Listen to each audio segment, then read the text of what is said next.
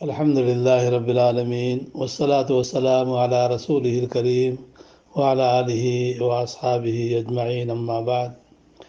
برادران گرامی، محترم دوستوں اور بھائیوں،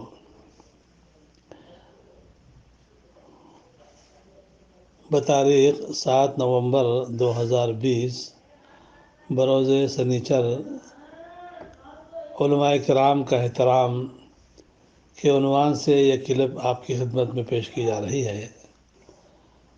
بھائیوں، اسلام بڑا پیارا دین ہے۔ اللہ رب العالمین نے اس دین کی بنیاد دو چیزوں پر رکھی ہے، ایک اپنے کلام قرآن مجید پر اور دوسرا اپنے پیارے حبیب جناب محمد رسول اللہ صلی اللہ علیہ وسلم کے اقوال زرین پر، احادیث پر۔ اور اس دین کی تبلیغ ہر اس دین کے جاننے والے عالم پر فرض کی گئی ہے، اس لیے کہ عالم اپنے نبی کا وارث ہوتا ہے اور نبی کی وراثت کی دعوت و تبلیغ کا فریضہ وہ زندگی بھر انجام دیتا ہے۔ اللہ رب العالمین نے عالم اور علماء کی فضیلت پر اپنے کلام مجید میں کئی مقامات پر اس کی وضاحت فرمائی ہے کہ عالم اور غیر عالم میں عالم کا درجہ زیادہ بلند ہے۔ هل يستوي الذين يعلمون والذين لا يعلمون۔ اللہ رب العالمین نے غیر عالموں کے درمیان میں عالموں کو کچھ درجات سے فضیلت عطا فرمائی ہے۔ یرفع اللہ الذین آمنوا منکم والذین اوتوا العلم درجات، یعنی جن کو اللہ تعالیٰ نے علم شرعی سے، علم دین سے نوازا ہے، ان کے درجات کو اللہ رب العالمین نے بلند فرمایا ہے۔ سب سے بڑی فضیلت جو اللہ رب العالمین نے اپنے کلام مجید میں علماء کی بیان فرمائی ہے، اہل علم کی بیان فرمائی ہے، وہ یہ ہے کہ اللہ تعالیٰ نے اپنی وحدانیت کی گواہی دیتے ہوئے کہ میں ہی الہ واحد ہوں، میں ہی اکیلا معبود ہوں، میرے علاوہ کوئی اور معبود اس دنیا میں اور اس کائنات میں نہیں ہے۔ یہ اپنی گواہی، اپنے آپ کی گواہی دیتے ہوئے اللہ تعالیٰ نے اس بات پر فرشتوں کو گواہ ٹھہرایا ہے اور اہل علم کو گواہ ٹھہرایا ہے۔ فرشتوں کی گواہی اور اہل علم کی گواہی گویا اللہ رب العالمین کی گواہی پر گویا ایک درجہ فضیلت کی حامل ہے۔ فرماتا ہے کہ شہد اللہ انہ لا الہ الا ہو والملائکۃ واولو العلم، یعنی اللہ تعالیٰ گواہی دے رہا ہے کہ وہی معبود حقیقی ہے، اور اس کے فرشتے گواہی دے رہے ہیں اور اہل علم بھی گواہی دے رہے ہیں۔ جن کو اللہ تعالیٰ نے علم سے نوازا ہے وہ بھی اس بات کی گواہی دے رہے ہیں کہ اللہ کے علاوہ کوئی حقیقی معبود نہیں ہے۔ تو اس سے اہل علم کی فضیلت واضح ہوتی ہے۔ تو جہاں یہ فضیلتیں قرآن مجید سے ثابت ہوتی ہیں، تو وہیں اللہ تعالیٰ نے اپنے نبی کے زبان فیض ترجمان سے بھی علماء کی فضیلت واضح فرمائی ہے۔ صحیح الجامع میں ایک روایت میں نبی کریم صلی اللہ علیہ وسلم کا یہ قول نقل کیا گیا ہے، لیس منا من لم یعرف لعالمنا حقہ، یعنی جو اپنے عالم کے حق کو نہ پہچانے، جو اپنے عالم کے حق کو نہ پہچانے وہ ہم میں سے نہیں ہے۔ یعنی امام البانی رحمۃ اللہ علیہ نے اس حدیث کو صحیح الجامع میں نقل کیا ہے۔ حدیث کا نمبر ہے 5443۔ تو اس سے معلوم یہ ہوا کہ عالم کے حق کو پہچاننا، عالم کی عزت کرنا، عالم کے حق کو اس کا حق دینا، یہ ہر مسلمان پر واجب ہے۔ جو نہیں پہچانے گا، عالم کے حق کو ادا نہیں کرے گا، وہ گویا امت محمدیہ میں سے اس کو باہر کیا جا رہا ہے۔ اس لیے چمکنا چاہیے، ڈرنا چاہیے ان لوگوں کو جو علماء کا حق ادا نہیں کرتے ہیں، یا ان کی خاطر خواہ عزت نہیں کرتے ہیں، یا ان کا احترام نہیں کرتے ہیں، یا ان کا ادب بجا نہیں لاتے ہیں۔ اس سلسلے میں بعض بزرگان دین سے، سلف صالحین سے بھی اقوال مروی ہے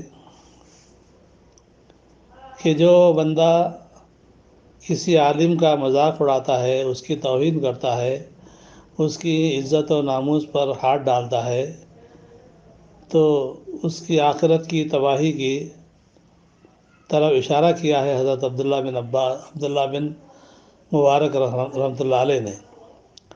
حضرت عبداللہ بن مبارک رحمۃ اللہ علیہ جو ایک بہت بڑے وقت کے عالم اور محدث ہیں، انہوں نے کہا ہے من استخف بالعلماء ذہبت آخرتہ، کہ جو علماء کا مذاق اڑاتا ہے اور ان کی توہین کرتا ہے، اس کی آخرت برباد ہو جاتی ہے۔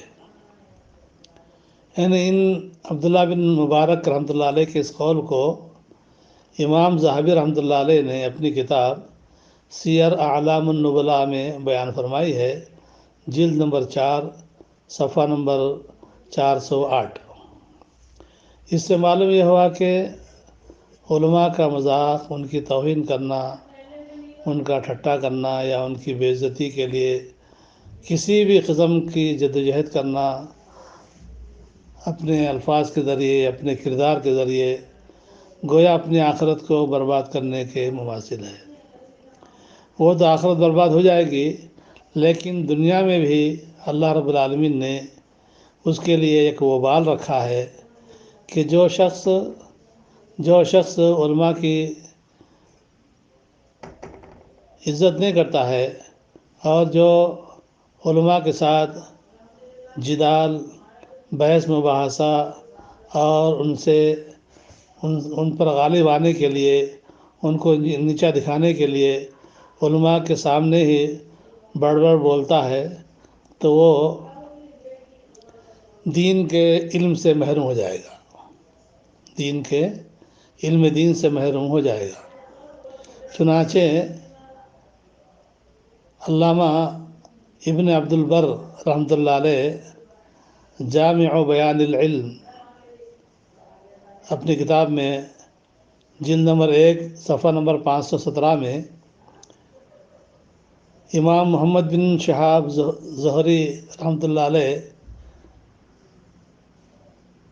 کے حوالے سے نقل کرتے ہیں کہ انہوں نے کہا کہ کان ابو سلمہ یماری ابن عباس رضی اللہ تعالی عنہما فحرم بذلک علما کثیرا۔ یعنی کوئی ابو سلمہ نامی کوئی شخص تھا جو حضرت عبداللہ بن عباس رضی اللہ تعالی عنہما سے بحث و مباحثہ، جدال اور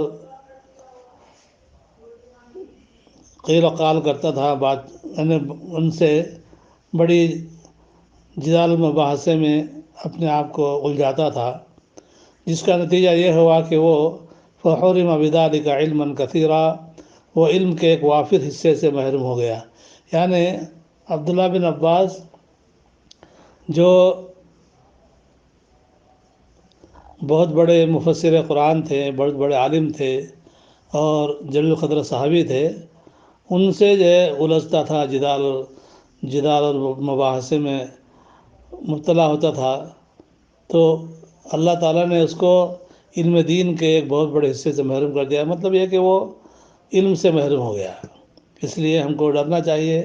آج کے نوجوان، آج کے تھوڑا سا پڑھے لکھے لوگ جو کچھ بولنا اور کچھ بات کرنا سیکھ جاتے ہیں تو علماء پر نکتہ چینی کرتے ہیں، علماء پر حرف گیری کرتے ہیں، علماء کی بے عزتی کرتے ہیں، علماء کو مجلسوں میں اچھالتے ہیں، ان کی پگڑی اچھالتے ہیں یا ان کی بے عزتی کرتے ہیں، تو اس سے ڈرنا چاہیے۔ سیکھتے ہیں علماء سے ہی، لیکن انہی پر اپنے زبان کی تیر چلاتے ہیں، تو یہ بہت ہی کم ظرفی کی اور بڑی رذالت کی بات ہے، اس سے بچنا چاہیے۔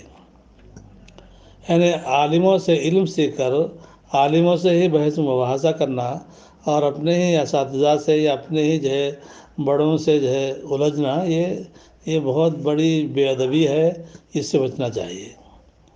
ایک شاعر کہتا ہے کہ حکم علمتہ نظم الخوافی فلما قال خافیۃ ہجانی، کہ میں نے اپنے شاگرد کو علم قوافی سکھایا، شعر شاعری کے نکات میں نے اس کو سمجھائے سکھائے، میں نے ان کو شعر کہنے کی تعلیم دی۔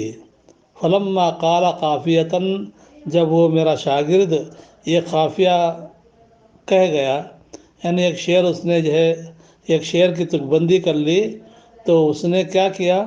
فلما قال قافیۃ ہجانی، تو اس نے جو ہے شعر شاعری کچھ مجھ سے سیکھ لیا، تو پھر وہ میرے ہی ہجو کرنے لگا، میری ہی بے عزتی کرنے لگا۔ تو یہ بھی ایک کم ظرفی کی علامت ہے۔ اس لیے ہمیں چاہیے کہ ہم علماء کا احترام کریں، علماء کی عزت کریں، تاکہ ہم کو صحیح علم حاصل ہو اور علم سے ہم محروم نہ ہو۔ اللہ تعالی ہم کو عمل کی توفیق عطا فرمائے۔ وآخر دعوانا ان الحمد للہ رب العالمین۔